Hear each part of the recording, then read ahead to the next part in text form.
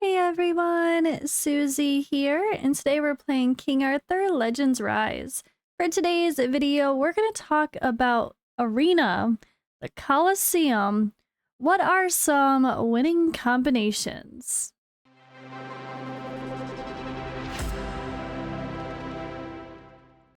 I guess it's more like who? Who are the heroes at the top? What are the duo synergies or just overall team synergies you need to be looking for? Or maybe just calling out a couple heroes that make Arena a lot easier. So I'm going to go through and give you a few tips. Now, personally, I have seen a lot of conversation around the Arena pushing, but as I'm guilty as charged, I have not pushed a ton myself. So this is going to be a little bit of combined knowledge just about the game, about PvP in general, plus what I've heard other people talking about. I'm in the Celestials Discord. We have a lot of conversations going on. Midnight Rogue actually wrote a cool article for Odd One's website that's in progress, so that is going to be something that's in my head as well about a combination or two. And some of them I already knew, but some are new to me. And I also have a couple heroes with amazing relics that I'm going to call out as well. So before I get started here, I actually want to mention this is our third mission for the content creator program. If you guys are not already supporting a creator, make sure you do, because the rewards come to you automatically when we send them out via the system. It's not in game. Remember, you have to go on the website to claim those, but supporting your favorite creator will get you these bonus promo codes to use every time we have a new mission. And this mission is making a guide about the strongest hero combinations in PvP. So some of these are probably going to play a big role in the upcoming clan war. So I think it's a good topic to discuss. First of all, let's take a look here at what's going on in the rankings. I guess that's a good place to start. So at the top rankings, you can actually hide your teams, right? So you can see a lot of Bedivere. He is going to be a main DPS smash. You can see people tanking their arena defenses on purpose with a one-man defense, which is also a good idea. If you find yourself up too hard where you can't compete, you should put in a one-man defense and chill. You're also going to see a lot of Cormac with his Frost Relic, which smashes, but it also is a strong aura of choice. Sergius is super fun. You're going to see him a lot. Even some Lancelot, who also brings a great aura, but not everybody has him, of course. We're going to talk about that. We're going to talk about Aine here as well. She's just a great hero, period, for anything. Especially if you have the Flame Relic. And I'm surprised we don't see a lot of, well, maybe Lot. Okay, there's a lot. You're going to see probably Lot hidden maybe, because if you have especially his Flame Relic, oh, it's so fun. And that one is definitely one that should be talked about. So let's get started with the first suggestion for Arena. Oh wait, and of course it should be mentioned that farming Arena is endless.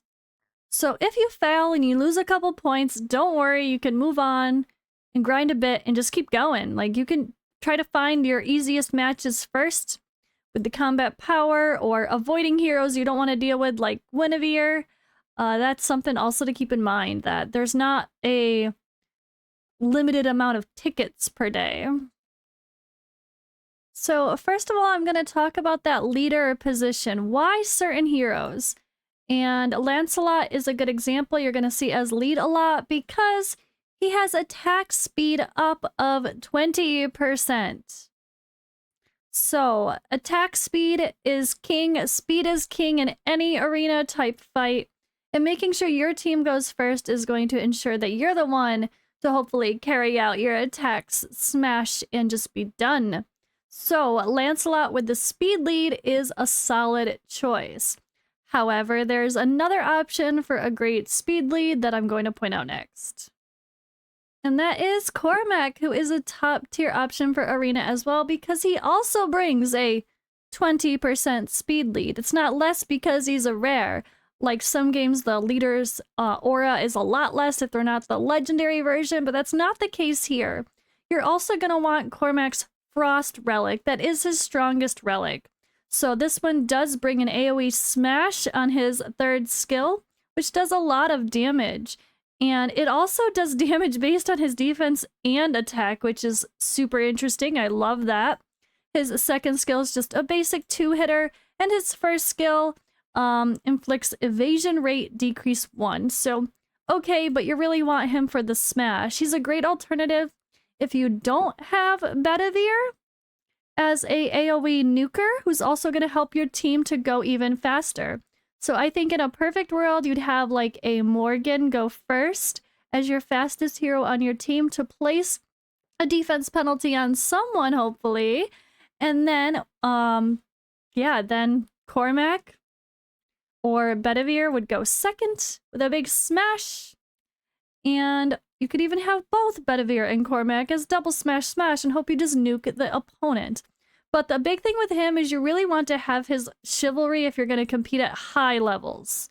Obviously, you can use him at lower levels. Let's see, chivalry 1. It's skills which deal damage according to the number of targets. Deal additional damage based on defense. Chivalry 3 here gains cooldown decrease and a defense increase 3 for 1 turn. Help him stay alive better. He deals additional damage based on defense to all enemies with Irish Memorial. So I think that is his passive here. So when attacking, he gains a defense increase as well. So that's awesome. Another, again, this is the attack all enemies part of his passive. So he just has this extra attack. No big deal. If there are 3 or more enemies, he just inflicts this debuff as well. And his other passive is chance to trigger when an ally is hit is a heal based on his defense. So he is a quirky character that you can actually build with defensive stats that also can smash. Super fun. All right, back to these though. So the Chivalry 8, he no longer removes defense increase. Oh, Maple Shield, sorry. No longer removes defense increase. The trigger is 40% chance. So is that this here? So defense recovery +1. Oh, this is because it's assuming he's fully leveled. I should probably look at one that's not fully leveled, but yeah. All right, when you're looking at a character, if you want to see what things look like without a certain thing, you could actually turn it down. So let's say he doesn't have that chivalry, right? Now what does it say? Remove all defense increase from Cormac. So this special little trigger here, it was like if he helps to heal the allies, he removes the protection from himself. But once you add in the Chivalry 8, which is where you should be trying to use him at, he no longer does that, which will help his survivability in Arena. All right, we've talked about leaders. Now I'm going to talk about heroes that should go first. I'm going to mention Morgan just because we know she brings that amazing defense penalty with her 2nd skill. And that is, right here, when using a skill, inflicts defense decrease 2 for 2 turns. And that gets better with her chivalry. So Squall of Thorns, activation condition when attacking. So again, let's take a look at Morgan. When you don't have her Awaken 3 or Chivalry 3, what does it do, right? So this is the thing. It, when using skill 1, inflicts it. So this used to be only when she uses her skill 1. And that's why it's so much better when it's Chivalry 3 or higher, because at least then she's going to do it no matter what skill she's using.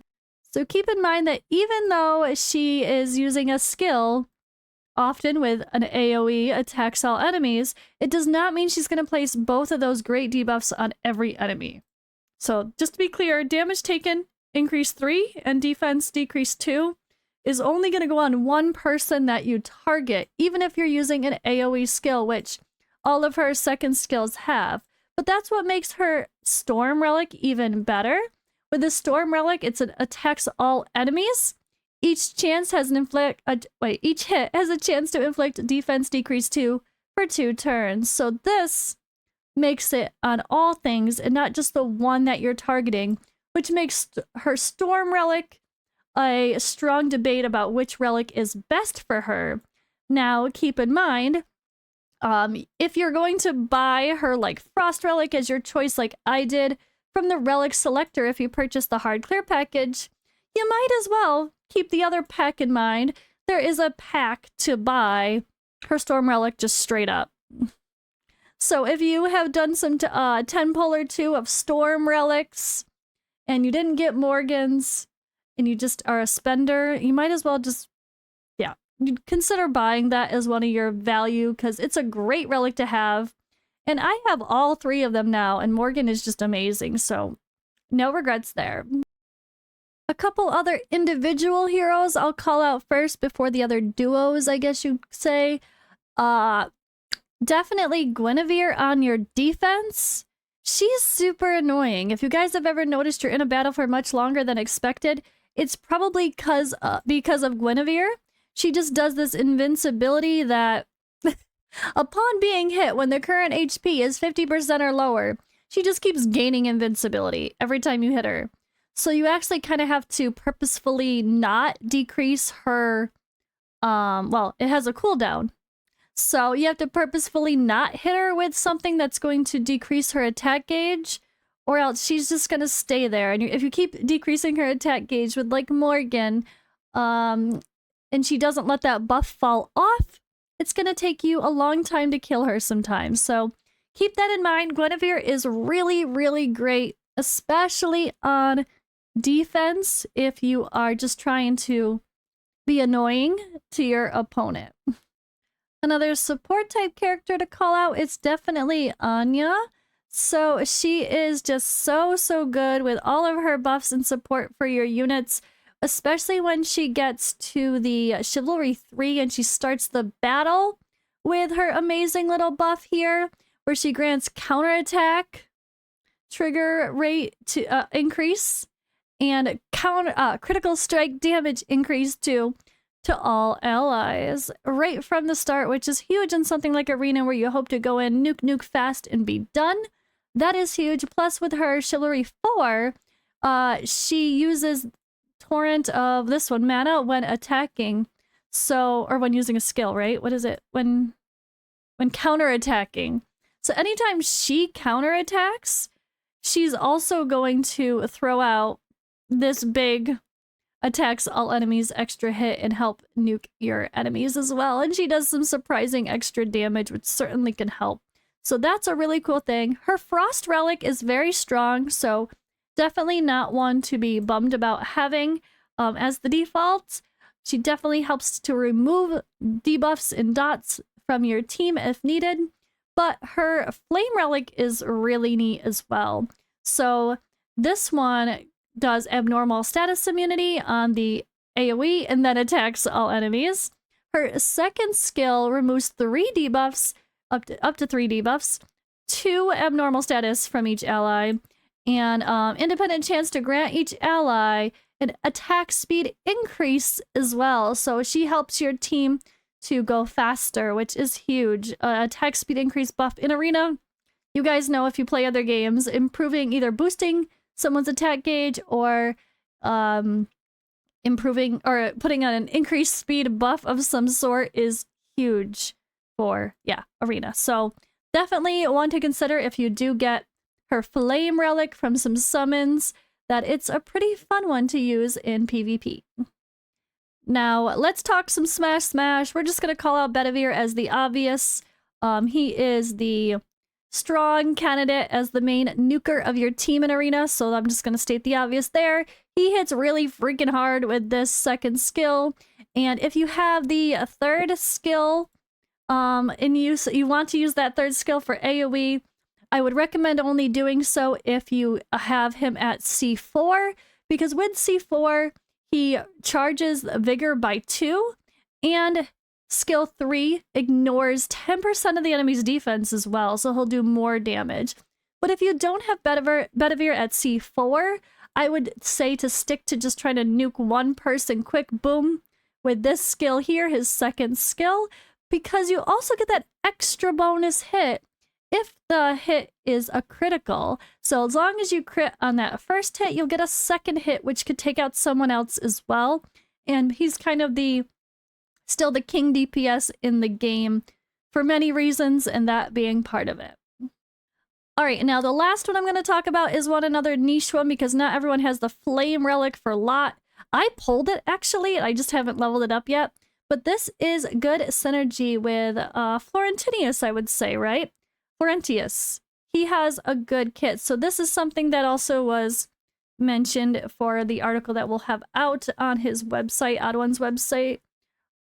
So let's quickly read through why Lot is so good for Arena. You guys should already know that Lot's kit just screams Arena. If you're not, or like even pushing Forbidden Dungeon and story, honestly, as well. So he has a chance to recharge his Vigor after an ally attacks. That's great. Effect accuracy increase 2. He gains at the start of a battle. Each ally can has a chance to ignore resistance. That's a cool buff to gain. And then a resistance increase as well.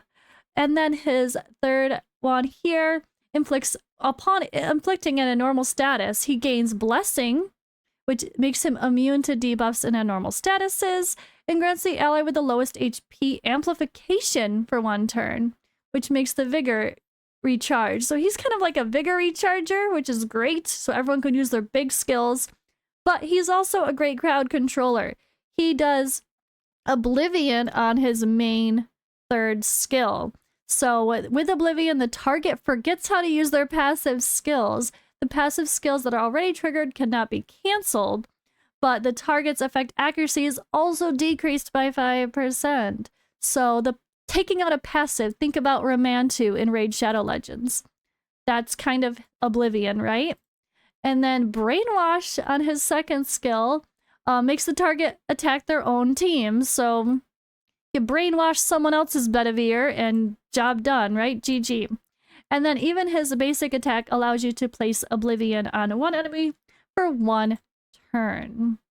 So why is this going to pair with Florentius? Let's take a look. So Florentius here, he does all this abnormal status stuff as well. So if you have this special evasion rate decrease, oh, he's so good for Arena. I forgot about this. He removes, if you have Defiant Shout while the target has Wrathful Defender, he does all this extra bonus stuff. So Wrathful Defender, we're going to show that as well, but inflicted with evasion rate decrease 2 for the rest of the battle. So he's all about evasion or decreasing someone else's ability to evade. So that's like you're being able to have your hit accuracy that goes opposite of evasion. So again, with the idea of Vigor recharging, which is very Arena PvP friendly too, when using his second skill, he gains amplification, just like Lot does as well, that ability to recharge more Vigor. And then his third passive here, immediately before attacking a target in immunity state, steals 1 immunity from the target and transfers all your debuffs. So Florentius is the anti-Guinevere, to be clear, if you didn't already pick that up. All right, and these are both talking about their flame relics, so here we go. Chance to inflict stun and oblivion on a single enemy. And there are 2 hits that happen with his third skill. His second skill removes all Wrathful Defenders from all enemies, inflicts Wrathful Defender on 1 enemy, but then gains Defiant Shout for the rest of the battle. And that's what this crazy passive here is all about. And then he can silence as well. But yeah, between him and Lot, like you're going to have everyone controlled, not using their passives, brainwashed, stunned, hurting their evasion. That's just a good control option to, yeah, disable the enemy or make them accidentally kill themselves. So that's a great combo to talk about. And I could even see Sergius in there with Lot as well because of his, and especially with his flame relic, he recharges all allies' attack gauge. And he has this focus target, which makes them inflicted with evasion rate decrease 2 and critical strike resistance decrease 1 for the rest of the battle. And kind of helpful. And a charging attack gauge here, so he can do it again. But yeah, I really think him or Florentius are both fun options to pair it with a lot to really be able to, again, charge more vigor. Here's Sergius as well with his third passive. Charges a vigor +2. Grants all allies attack speed increase 2. So I think you can't go wrong with that as part of your team, especially if you get his flame relic, which is really solid. Oh, and just a quick note, our new event hero, Vivian, is actually a really great counter. If you do tackle any damage over time related teams in the arena, which are probably not the norm for sure, but if you do get that Rosier and a Fire Lancelot combination and some dots are thrown on you, she can trigger those, well, turn those into recovery over time and help you survive even longer. Well, alright guys, I hope some of these combos and conversations were helpful. Thank you guys for watching, and I will see you in the next video.